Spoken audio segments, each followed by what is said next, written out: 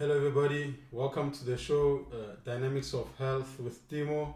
On the show this week, I have Joanne Ferreira with me. She is I got something wrong. Periera. Sorry. Joanna Periera with me. She is a podiatrist. I didn't really know what a podiatrist is, or actually didn't even know that there is somebody who is a foot doctor. I just thought that it's just medication. Something's wrong, you can still go to a normal GP and they'll get your feet fixed up and all of that. Until I saw a picture somewhere and there was the picture had a foot, and on top of the foot it said podiatrist. And I did a bit of research. I found out that it's actually a foot doctor, somebody who helps people with corns, athlete foot, and so on and so on. So now I met Joanna through our sessions and we started talking about it, and I thought, yeah, I think it would be a good idea to bring her on my show and talk about feet.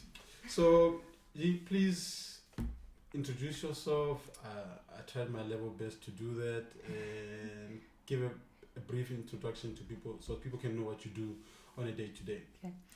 Hi Timo, hi everybody. I'm Joanne Periera and I'm a podiatrist, as Timo said. And I basically deal with feet. I'm in private practice in Ferry Glen in Pretoria, and I see patients with foot conditions, anything from the hip down basically. So hips, hip issues, knee issues, or foot issues, but mainly foot issues. Is it? Yes. How long have you been doing this? So I have been doing this is my 9th year actually. It's scary. Our time goes by so quickly. But yes, it's my 9th year. So I started in quite a busy medical practice in Mainland. Yeah. And it was quite a multidisciplinary practice. I worked with a physio, a chiro, medical GPs, and a dietitian, a psychologist, even a biokineticist, and it was quite a big practice. And then I was there for about 5 years, and I moved to Ferry Glen in Pretoria when I had my kids because it was closer to home. Yeah. And I've been practicing here ever since. But I'm still a multidisciplinary practitioner. So it was great to establish relationships with physios and what is a multidisciplinary practitioner? So I can treat people. It's better to see the condition as a whole. So if somebody, say, has a biomechanical abnormality, yes, we can treat them with an orthotic or stretching exercise, but sometimes they need physio as well, especially kids who are growing. Any foot conditions generally require some sort of exercising with a physio or a biokineticist. So it's good to establish a relationship and treat them together with another practitioner. Oh, okay. So you need like a full team of people. Yes, it's very important, and all practitioners should have a full team of other practitioners. There's no ways anyone can, I think, treat a patient individually on their own. They need to be referring as well. Yeah, because now you have somebody who needs to change their diet, for instances. And then you can't, so you say, okay, go and see this person to help you with your food intake. No, I agree with you on that. So how long does it take for one to be a podiatrist?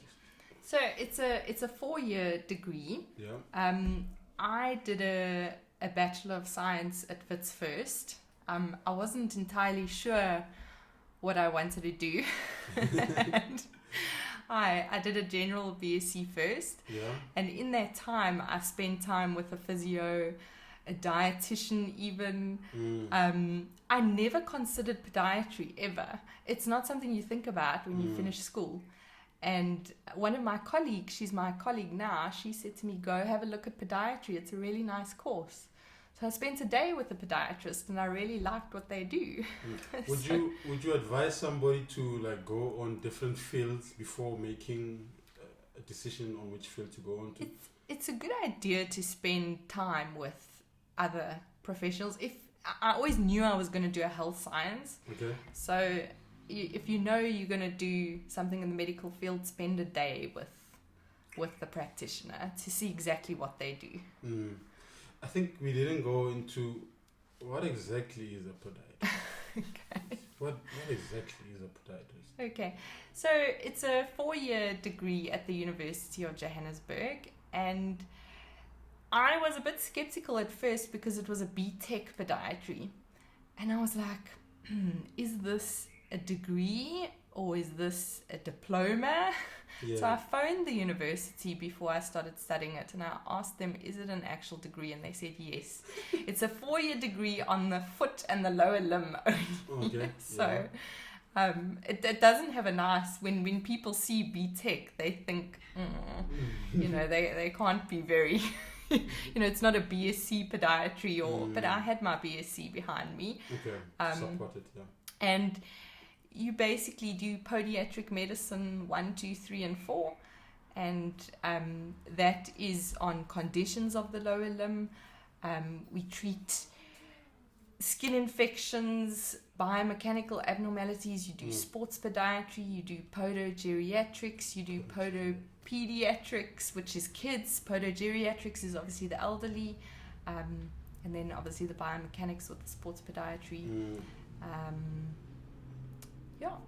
Yeah, I wanted to for you to just go through what all these different kinds of podiatry services, like the Podopaediatric. What is that? Podopaediatrics. Oh, Podopaediatrics. Podopaediatrics. Yes. Okay. Sorry. I knew I was going to mess that up. Yeah. So that's basically treating conditions in kids. Okay. Things like flat feet are best treated before the age of 6, and very often parents bring the kids when it's too late. Okay. To make a huge difference. We can definitely still make a huge difference, but what is flat feet? So flat feet, it can be structural or muscular. Okay. Where when the child or the adult is standing, the arch completely disappears. So the foot is completely flat. You can get things like plantar fasciitis, which is inflammation of your plantar fascia. You can get things like heel pain, bursitis, intermetatarsal bursitis, all sorts of conditions relating to flat feet. It's not to say if you've got flat feet you're going to have problems, but you can have a lot of problems if you do have flat feet, and vice versa, high arched feet. Are those the common ones you find in children? Yes. It's generally flat feet or pigeon toeing or in toeing, where they walk with their toes inwards. Also knock knees. Knock knees. Bow legs. So wait, knock knees can be treated from a young age? So if it's generally, it corrects as the child grows if it's not severe. Okay. But if a child is born and it's more bow legs that they would be born with, then they would be serial casted from a young age, from babies in fact. Or something would have been done as a baby by the pediatrician or whoever at that stage, even the podiatrist, early on, before they much later on. Also, there are those ones that are extremely severe, that you get the knees up, and then maybe mine is not as severe. So when it's too severe, you suggest that somebody goes. Yeah, so that's in very severe cases when the baby's born and they notice that during the first year of life, then there are quite a few things that can be done then, and it can actually improve tremendously. But our usual, if you see someone walking in the mall or whatever with knock knees or bow legs, that's obviously not that severe, and it can be just genetics. So it can be environmental problems like the way the baby lies in the uterus, all sorts of changes like that. But it's not severe, and that's just how the legs are. Yeah, because you're either lucky if you've got. Because I know I have knock knees. I actually didn't know that I have knock knees. Yes. Until people say, hey, I forgot what we call it in Tswana, the name for it. So they always got teased about it, but I think a lot of people don't know when they do have it. Is that something that a GP can see when the child is born, or the doctor? The pediatrician would obviously look at that, and if it's very severe, then they would treat. But some of us just have knock knees, so maybe your parents had knock knees or your grandparents, and it's just something that's passed down. Oh, so it is genetic. Yes, you can get it yes. From parents. Yes, So. and you can have knee pain and things, especially with running with a knock knee, and it's that internal rotation in either the thigh, it can come from the leg as well, or the knee. And there's things that can be done like physio or orthotics and things like that. Okay, Podopaediatrics. Podopaediatrics. Let's go. Okay. So Let's go. that's podiatry for the elderly. Okay. So a lot of elderly people don't realize how important it is to actually see a podiatrist. Okay. As soon as you can't get down to the feet, you're unable to cut your toenails get thick, you can't manage it yourself. It's better to seek help than just neglect it, because especially if you are diabetic, that's when your problems will start. Because I think maybe as you get older, you think like, nah, I'm supposed to look like this. It's me getting old. So it's not the case. Exactly, and it's only until there's a problem that patients come to a podiatrist. Or what are the common issues that people come to? So common issues in the elderly would be very, very thickened toenails, overgrown nail fungus, cracks or splits between the toes from too much moisture, or not drying between the toes, or cleaning between the toes. Ulceration in elderly diabetic patients as well, from thick corns or callus that hasn't been managed. Yeah, because I think our feet are so hidden the whole time, I know I'm the worst case. I don't look after my feet too much. Because they are hidden in shoes and so on. You don't really take care.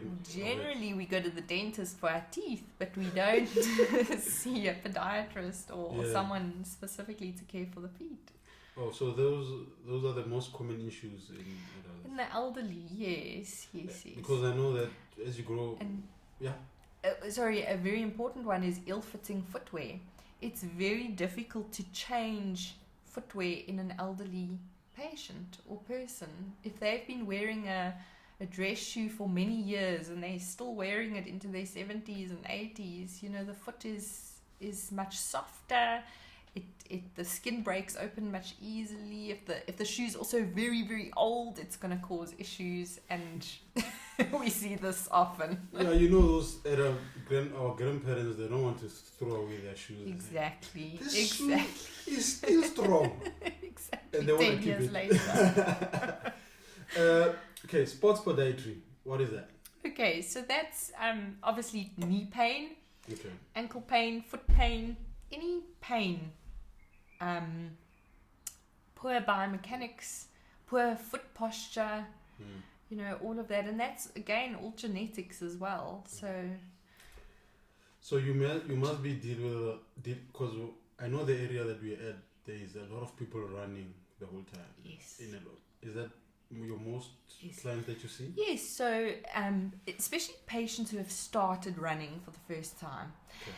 Regardless of whether you have problems or not, you should actually see a podiatrist to see, firstly, are you wearing the correct footwear? Okay. So often I see patients coming in and they say, especially now during lockdown, and that they started running and they've developed shin splints or tremendous foot pain, and then you have a look at their shoes and it's totally the wrong running shoes. They've also started too much too soon.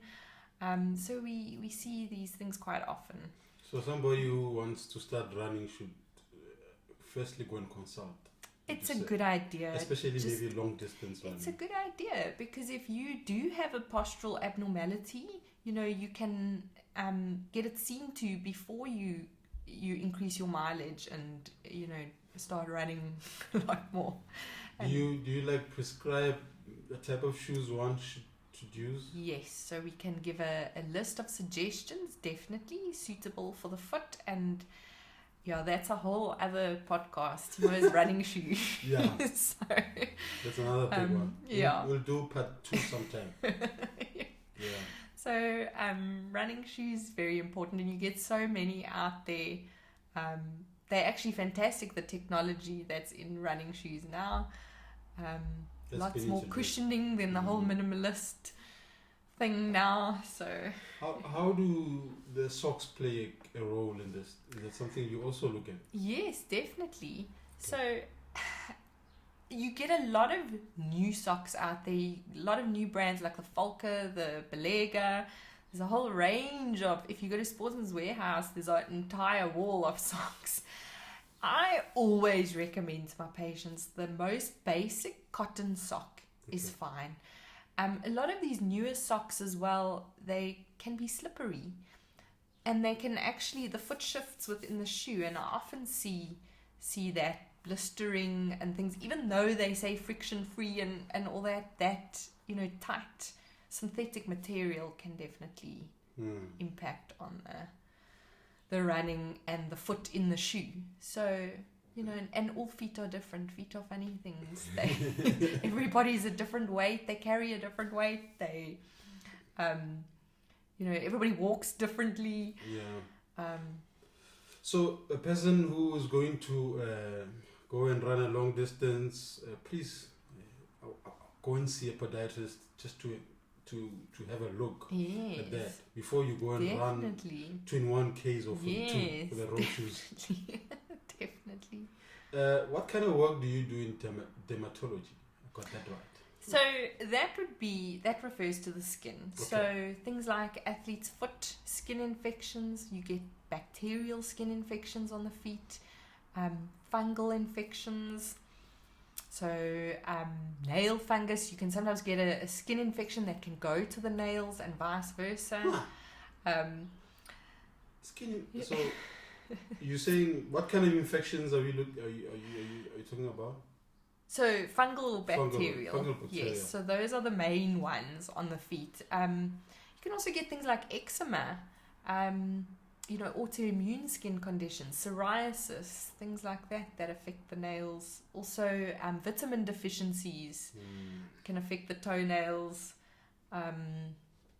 Poor diet. Also. So it's quite broad. Yes. Yeah, that's why you were saying that it's nice to have other practitioners with you so that you can refer. Absolutely. The other day when we were at the park while I was training you, we got to talk a bit about heels per se, and we'll get to that because those are the different kind of myths that I've started reading on about feet. But I wanted to find out from you if this is true or not. Is it true that the best time to buy shoes is in the afternoon? So it is a good time because the feet do swell. Okay. The hotter they are, the fatter they are, the larger they are. So it is a better idea to buy shoes in the afternoon. I always recommend your shoe, regardless of whether it's a running shoe or even an everyday shoe, it should always be just a few millimeters to half a centimeter longer than the longest toe, which is not always your big toe. It's sometimes the second toe as well. And then obviously it should be supportive. So it should have decent laces or a strap, all these fashion shoes, from various outlets.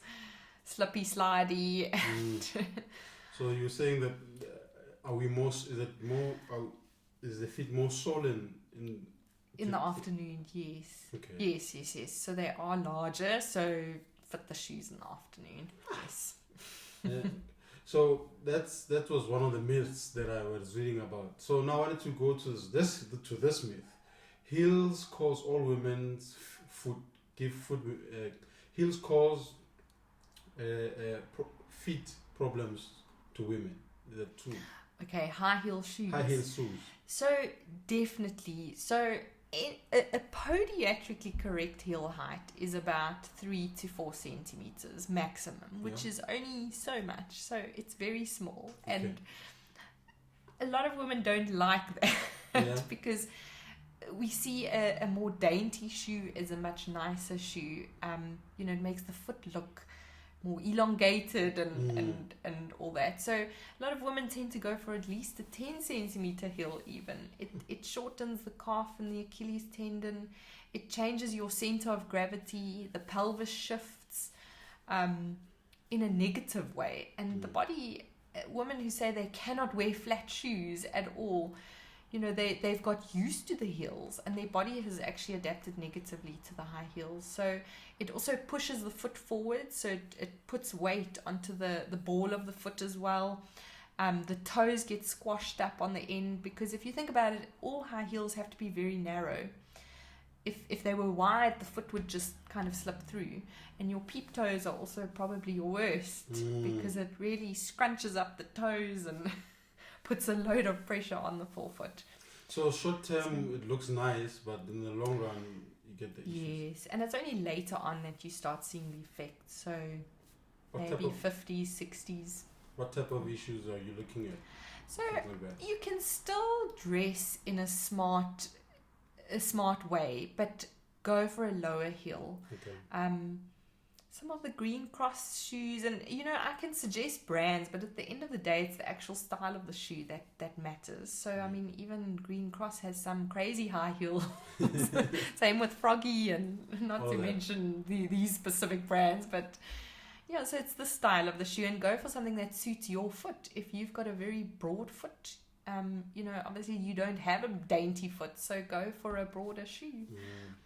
Walking barefoot is bad for you. So with kids, it's a good thing. So for the youngsters, it's good to be barefoot. Okay. But as you start getting older, your fatty padding thins on the foot. You don't have as much fibrous padding as you did back in the day, you know, when you used to walk in the fields or on the grass or whatever, climb trees barefoot and all that.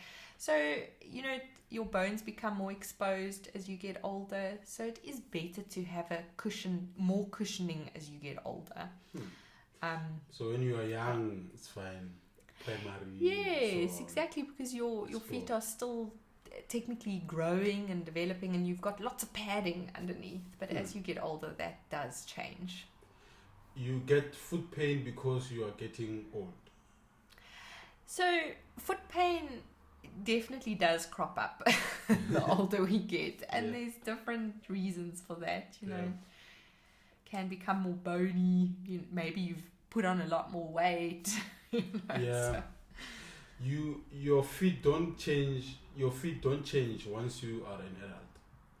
Yes. So as an adult, you're not going to change your foot with whatever you do. Okay. Obviously, you can wear a high heel and you know, develop bunions and things like that. So it could change in that sense, but the actual bony structure won't change. So that stays the same. Although metatarsal heads start dropping, your arch does also start collapsing more, foot elongate. So those types of changes you probably will find. So it's not that because I'm old, my feet won't change in shape and so on.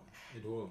So they can change in shape in that sense. Okay. So a lot of patients would come and say, my feet have actually got bigger. I'm now I used to be a size 6, now I'm a size 7.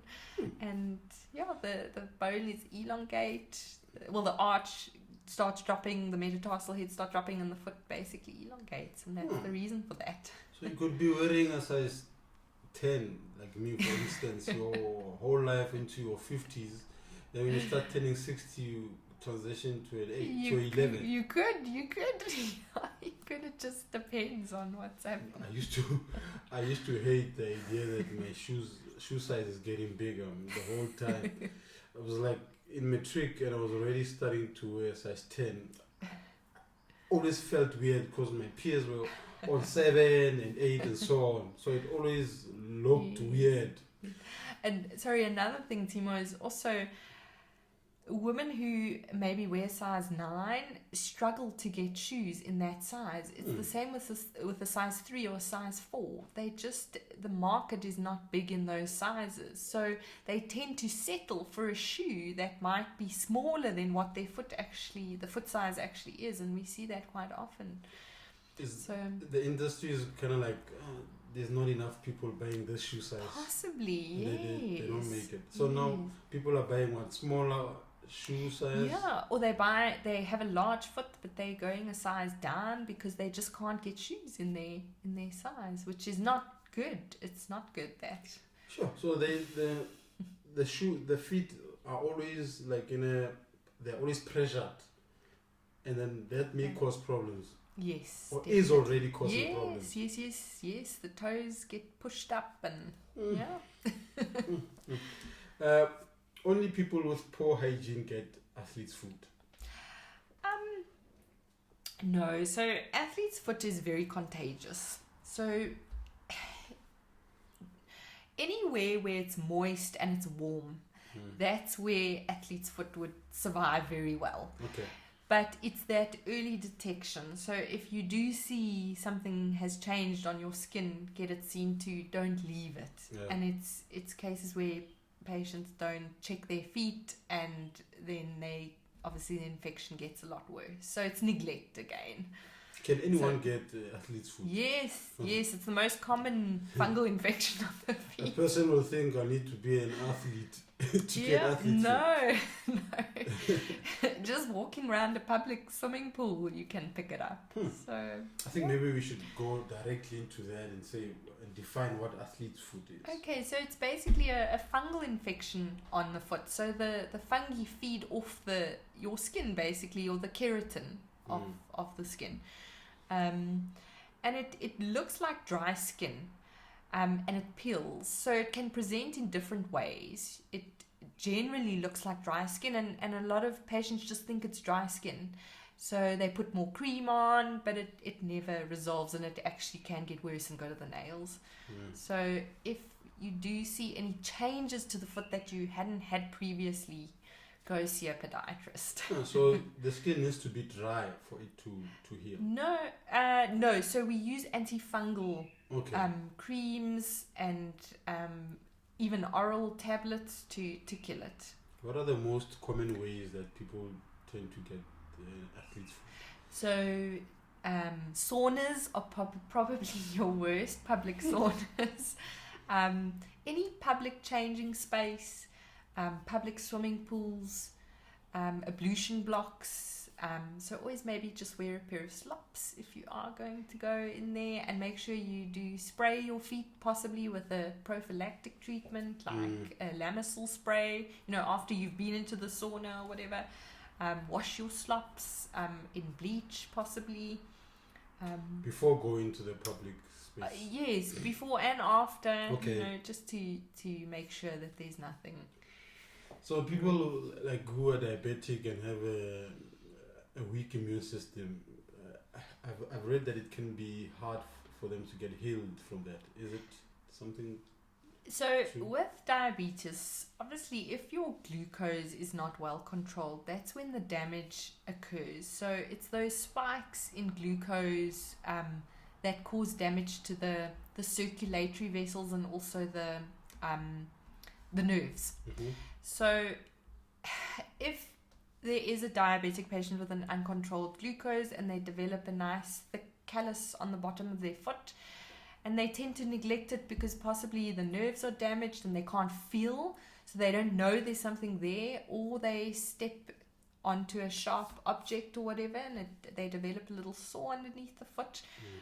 That can become a wound because healing is delayed because of poor circulation. They're more at risk of peripheral arterial disease, which is fatty deposits in the arteries, and then obviously that can interfere with circulation, and then also they don't have sensation, so they can't actually feel that they've developed a wound under the foot. And with high sugary levels, they're obviously more prone to bacterial and fungal infections as well, so they can get a bacterial infection in that wound, and that becomes a diabetic ulcer. I saw that you've got like different types of socks also that are for diabetic. Yes. How do those work? Yeah. So obviously you want something that's soft and seamless for a diabetic patient. Nothing that's constricting around the ankle. Possibly natural, made out of natural fibers. And then you also get a compression stocking, which is, it can also be referred to as a diabetic sock, but that helps with circulation and swelling, if there is swelling in the feet. And that, that would be in the case of a venous insufficiency where the circulation is pooling in the lower limb, and that would improve the blood to get back up into the body. So very important that all diabetics, in fact, should be wearing a compression stocking. Yes. So these diabetic, can people get them anywhere? So the compression hosiery is prescribed. Okay. So we measure the patient specifically for it. So it's measured for the actual. Oh, so it's not like one of those socks you can pick up at a shopping center. So look, you can you can get compression stockings in the shops and that, but they're not specific to the foot.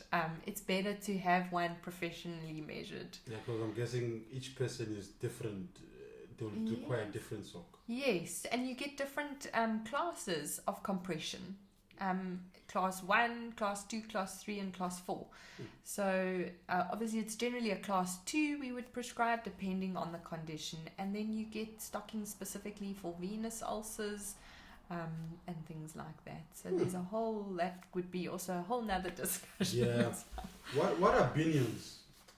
Bunions. Bunions. Okay. My goodness. Bunions. Okay, so the more medical term for bunions is a hallux abductor valgus. So when you see somebody weight bearing and they do have a genetic or hereditary bunion, so that would be passed down from grandparents, parents, and very often you do see it in the family. And I like telling patients, bunions are 50% genetics, 50% footwear. Sure. So if you have the genetic inheritance of a bunion and you're wearing a narrow pointy shoe or a high heel, those are going to be a lot worse by the time you're in your 60s, even earlier if it's severe. But what happens is the big toe tends to shift a little bit, or it migrates. We say it migrates laterally, and then your lesser metatarsals, migrate towards that big toe. So you have a foot that's kind of curved in shape, and then the bone of the first metatarsal head sticks out. And what can happen is you can develop arthritis where you get a restriction in the joint range of motion there as well.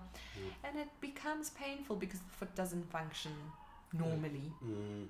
What can people do to help heal those bunions? With bunions, we obviously assess the patient to see, is this a surgical case or can this be managed conservatively or palliated, basically. So we would do an x-ray and we'd measure the actual intermetatarsal angle and see if they are a candidate for surgery, and then we refer on to the orthopedic surgeon for that.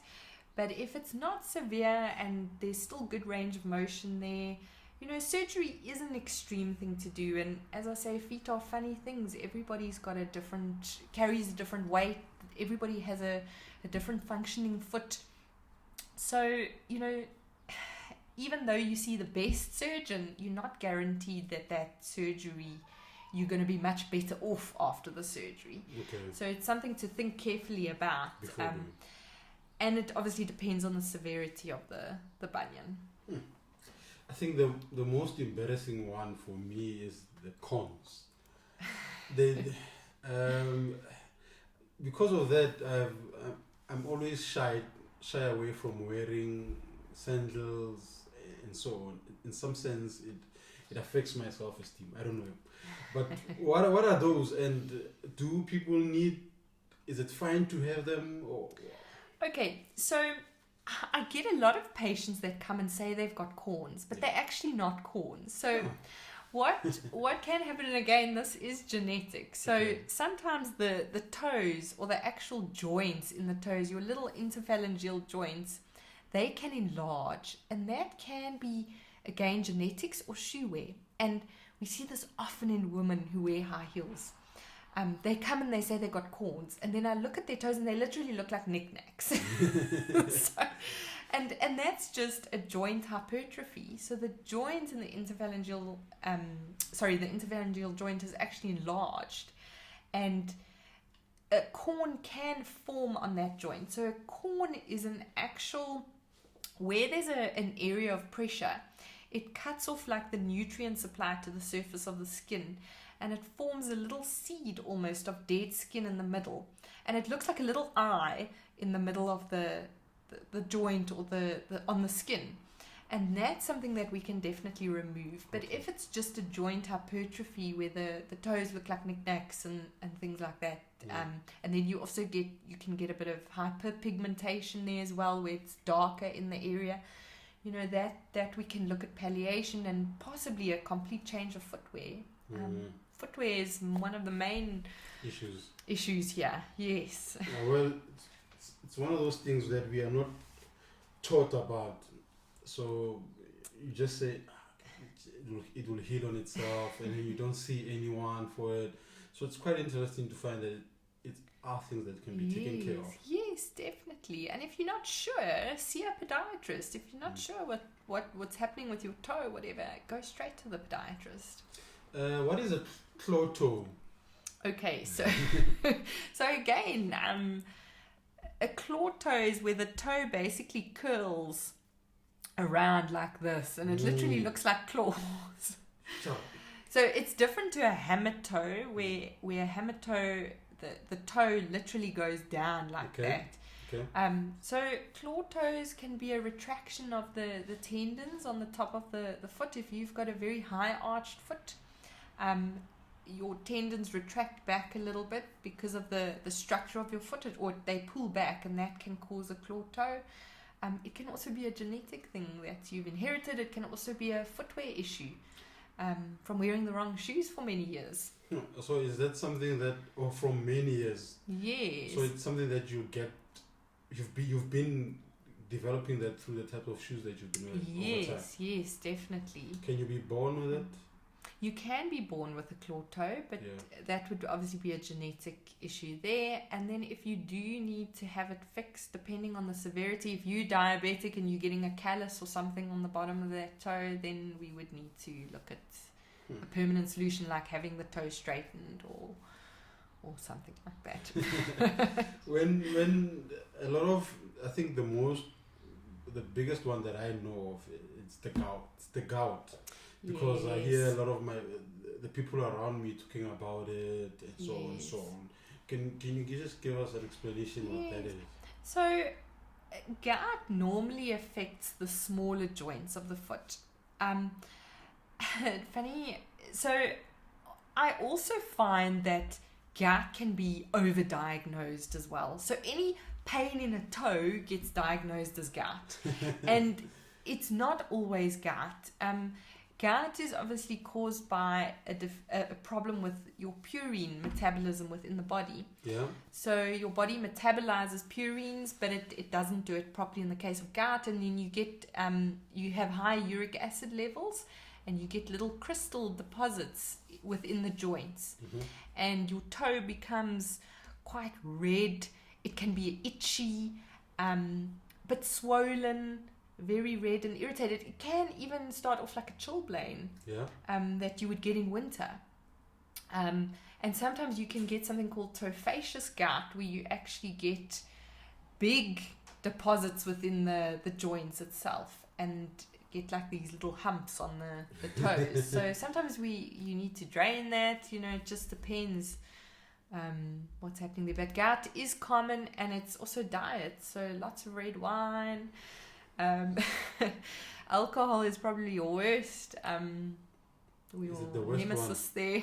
Yeah. So people like to say it's a meat a disease? Yes, it can be lots of red meat. Yes, can also cause it. So obviously you'd have your uric acid levels checked and see how your body is metabolizing various things. And when you look at ingrown toenails, what should someone look at? Okay, so also very, very, very common amongst kids, school-going kids and adults, even the elderly. So you can get different causes of ingrown toenails. So you can get an involuted nail where the nail is completely curled over, and that can be genetic. So as you get older, that involution gets a lot worse, and the nail actually starts curling into the skin itself. Okay. Then you can get a classic ingrown toenail, also genetic possibly, even very sweaty feet as well, in a sports patient like a runner. The skin gets very soft and the nail pierces the skin. Yeah. Can it be treated? So yes, it can be treated conservatively or surgically. Let's clear that up. What is the difference between the two? Okay, so conservatively, you're not obviously going to do any surgery. So it depends. If it's a patient that's come in and they've had an ingrown toenail only once, and it's the first time they've got it, and if I look at the nail, it doesn't look like a genetic thing, or then we treat it conservatively, and we just kind of remove that little spike from the side, and we can treat with a topical antibiotic. It's very rare that patients actually need an oral antibiotic for something like that, because once you've removed that spike, it should clear up. So the person you can treat them and say, go home and do 1, 2, 3, 4. And it might just go back to normal, and they'll never have it again. Okay. Then you get the patients who come in where they've had recurrent ingrown toenails, and it keeps coming back every 3 months or so. Yeah. Then we recommend the surgical management. So what we do is we actually cut an entire wedge out the side of the nail right back into the matrix or the root, and we remove everything, and we put a special chemical in that prevents it from regrowing again. So the nail would just be completely straight. The whole time? Yes. And the chance of it regrowing is not very common if the surgical procedure is done correctly and properly. Okay. I think we touched base a bit on the diabetic part, but I just want you to go through it again, the diabetic neuropathy. Okay. So yes, so that's obviously the damage to the nerves of the foot. Okay. With those high glucose spikes, one can start feeling hot burning feet at night, pins and needles, and that would be your neuropathic type of pain, and it can get quite severe. You can also, a lot of diabetics might have a vitamin B12 deficiency. Then we put them on something like your Neurobion or a vitamin B complex tablet, to improve that. But, once the damage to the nerves has occurred, unfortunately, it's irreversible. Okay. So it's all about glucose control. Okay. If you're controlling your glucose, the chance and the severity of the neuropathy, won't be as severe. So something that can also be treated and people can get help with that. Yes, definitely. And because you can't see diabetes, a lot of patients don't think that there's a problem or that they need help. Exactly. Just like the cons, you get people that have like yellow toenails that are crushed and so on, and you find that they'll try to put like a clear manicure or pedi or whatever the case on it to try and make what is causing that crust and yellowish color on the nails. So generally that can be a fungal infection that they've picked up. Fungi also eat away the nail plate, so it becomes quite soggy.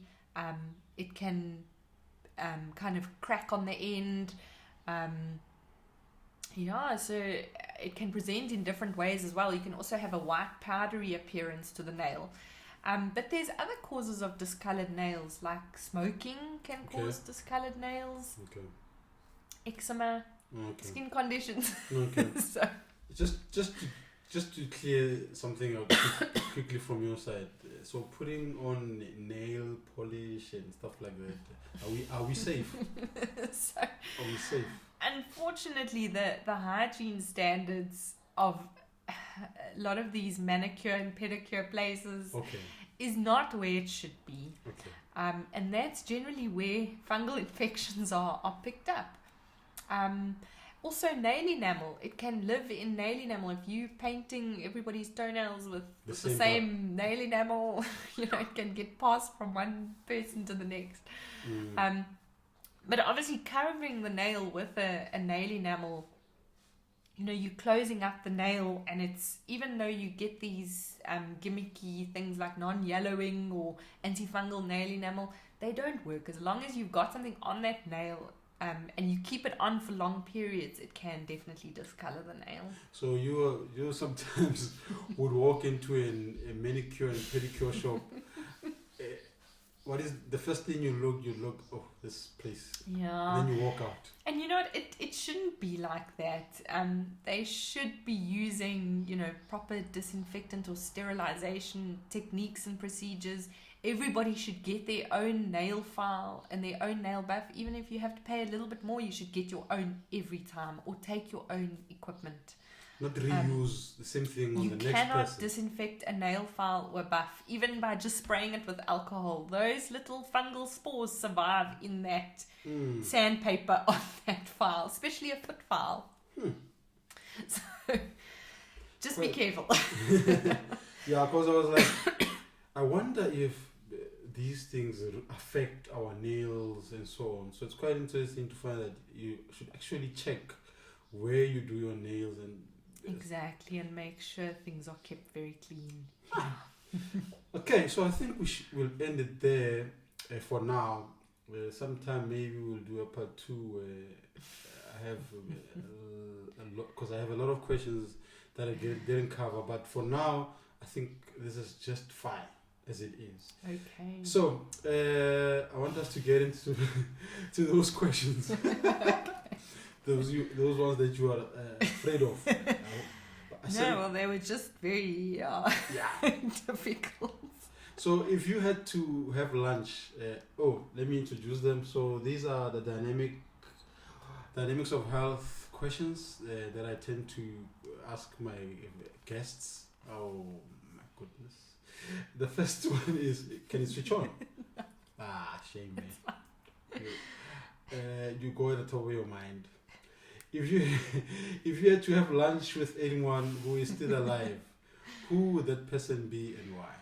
Okay, so this was difficult in the sense that it's really difficult to think of one person. Okay.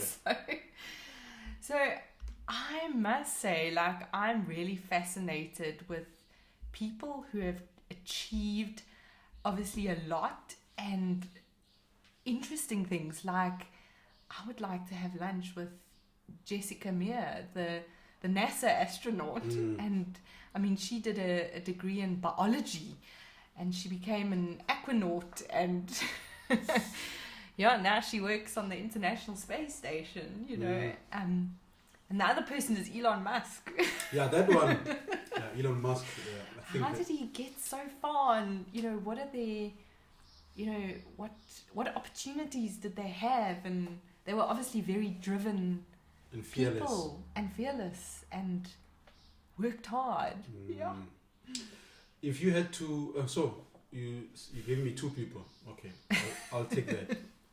If you had to buy anyone a book as a gift, which book would that be and why?